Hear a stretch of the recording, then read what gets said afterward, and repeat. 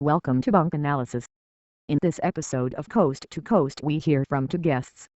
The first guest is author Eric Schiffer, who discussed his concerns about robotic technology and artificial intelligence.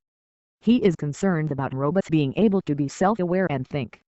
Considering that most life forms are not self-aware or thinking, I would really doubt that we will see artificial intelligence as capable as people, but the issue is open to debate. Nobody knows what might be discovered in the future which could change my outlook on this subject. Schiffer foresees phone applications that plan your day better and other apps that can understand people in a deeper way. I suppose these types of improvements could very well exist in the future. The second guest on the program is Jonathan Gray, an international explorer, archaeologist and expert in ancient mysteries. Gray reports on ancient legends ranging from tribes in the Amazon to India and Egypt, which tell of sound waves being used to move heavy blocks into walls. No. It could be possible for sound to move objects, but in order to do that the volume would need to be extremely loud, and the thing is that every few decibels of volume equates to a doubling of power of that sound. Some speakers can produce sounds above 120 decibels, and even then we would need something that's hundreds if not thousands of times as powerful to move objects. In addition, if a person stood in the line of fire of the sound, they would likely be ripped apart. Luckily no such object is capable of generating enough sound to rip apart people and move objects. It does not make any sense from an energetic point of view anyway. It's a lot easier to make a rope and pulley system than to hoist large blocks with sound.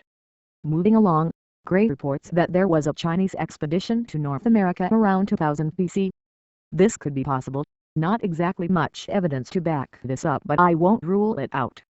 Next, Gray talks about a fleet of Chinese ships in 1421 AD which was sailing near New Zealand when a comet struck the sea and set the ships on fire.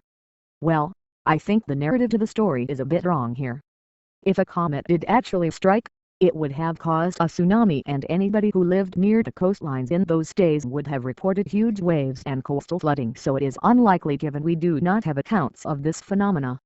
The ships might have been set on fire, but not because of the comet, but because of the tsunami which could have rocked the ships and spilled fuel or tipped over the hot stove in the galley. Comets do not set ships on fire, they crush them. Jonathan Gray also talks about speculation of tunnel systems beneath the Grand Canyon and the pyramids at Giza. This could probably be cleared up by using specialized sonar or radar at these sites, but I am not an expert on this matter. Given how often these sites are frequented by people, it's unlikely that there's much of anything new to discover. That's pretty much all from this segment. Thanks for listening.